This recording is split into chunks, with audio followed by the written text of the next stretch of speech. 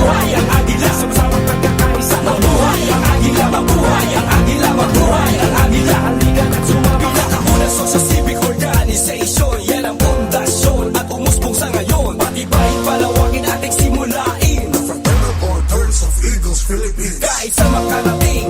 Agila ako, marespeto, matalino, agresibo. Kung sama-sama tayo, mas malakas, mas mabilis. Kapares ng walis, isang bigkis. Hindi mag-iinis, ano mang iatang mamisyon. Tulad nitong awit na itong naririnig mo sa ngayon. Tuloy-tuloy ng pag-aksyon at pag-organisa para sa bayan at sa Diyos, Deo et Patria.